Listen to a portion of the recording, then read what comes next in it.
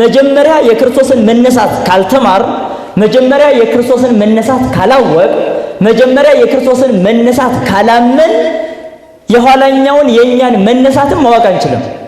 የኋላኛውን የኛን መነሳትም ማመን አንችልም። የኋላኛውን የኛን መነሳት ካላመን ደግሞ በዚህ ዓለም ሃይማኖት ያለን መሆናችን ከንቱ ነው የሚሆነው። በኋላ የማንነሳ ከሆን እንደ እንስሳት ሆነን መቅረታችን ነው።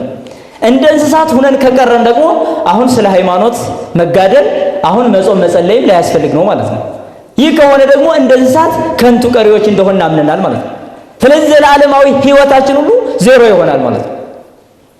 ለምን? የክርስቶስን መነሳት ተምረን አምነን ካልተጠበቅን ማለት ነው። በክርስቶስ መነሳት ነው የኛን መነሳት የምናውቀው።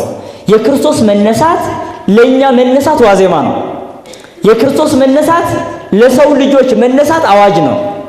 አዋጅ ነው፣ ደወል ነው ማለት ይቻላል። በቤተ ክርስቲያን አገልግሎቱ ከመጀመሩ በፊት መጀመሪያ ደወል ነው የሚመታው፣ ሁሉም ሰው እንዲሰበሰብ ማለት ነው። ሁሉም ሰው ከተሰበሰበ በኋላ ነው የጸሎት መርሐ ግብሩ የሚጀመረው፣ ማህሌቱ ሰዓታቱ የሚጀመረው ማለት ነው። ልክ እንደዚሁ የክርስቶስን መነሳት ለሰው ልጆች መነሳት እንደ ደወል ነው። ለሰው ልጆች መነሳት እንደ አዋጅ ነው።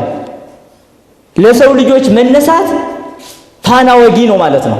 በክርስቶስ መነሳት ብርሃንነት ነው የኛን መነሳት የምንመለከተው። የኛም መነሳት እንደማይቀር ያወቅነው በክርስቶስ መነሳት ነው። ምክንያቱም ክርስቶስ ወደዚህ ዓለም በመምጣቱ ያደረጋቸው በጠቅላላ እኛ ልናደርጋቸው የሚገቡ ነገሮች ናቸው። ለኛ ሊያሳያቸው የሚፈልጋቸው ነገሮች ናቸው የነበሩት ማለት ነው።